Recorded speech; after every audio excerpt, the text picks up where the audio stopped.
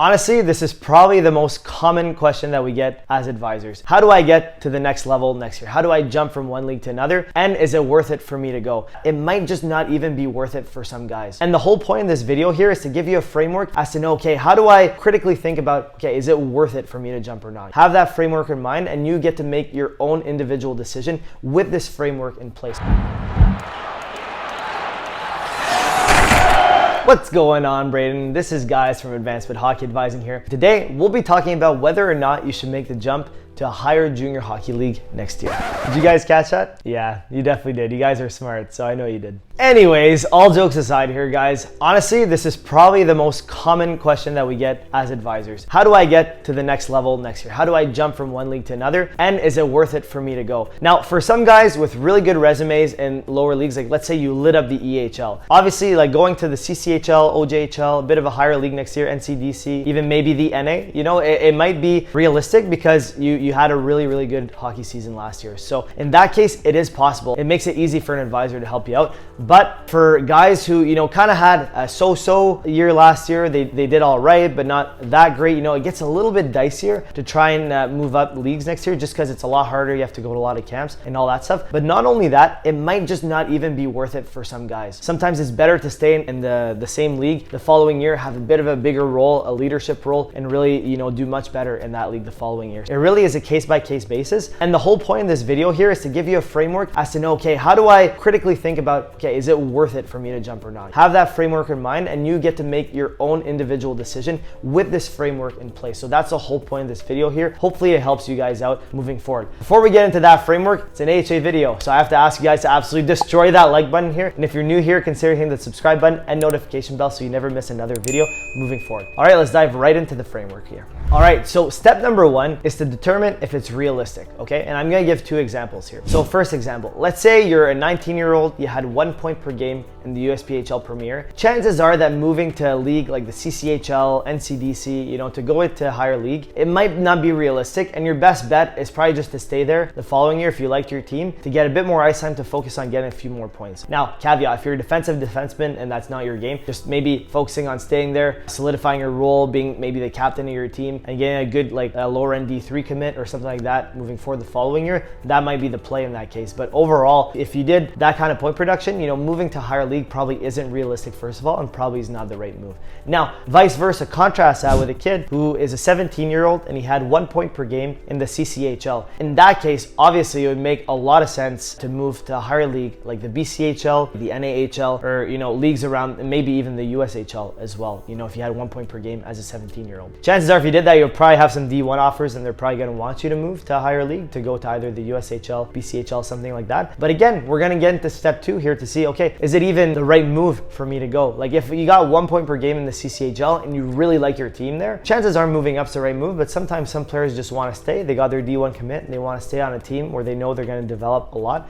and that they're going to be the most comfortable with their team. It really is a case-by-case basis. But yes, first step, different scenarios as examples here. We see, okay, is it actually realistic to move up a league the following year? All right, so we passed step number one here to know if it was realistic. Step number two is to see if it's actually worth it or not. Because even though you have the opportunity to move up, it doesn't mean it's always the right move. So the best way I can illustrate this here is with a good example. So let's say you're a 19-year-old, you played in the EHL last year, you did very well, you got about 0.5 to a point a game, you did quite well as a 19-year-old, and you have an offer to go back next year to be the best player on the team, to be the captain, to be a guy that's going to be, you know, obviously as a captain, you're going to be a leader, you're going to get a lot of ice time, PP, PK, everything, first line. Or you also have an offer in the CCHL, or let's say even the NCDC, third to fourth line guy, may or may not be scratched sometimes, it's not fully guaranteed. You have second PK, and you have no power play as of now. You know, obviously things can change as the season goes on, but that's the role that the coach kind of sees you in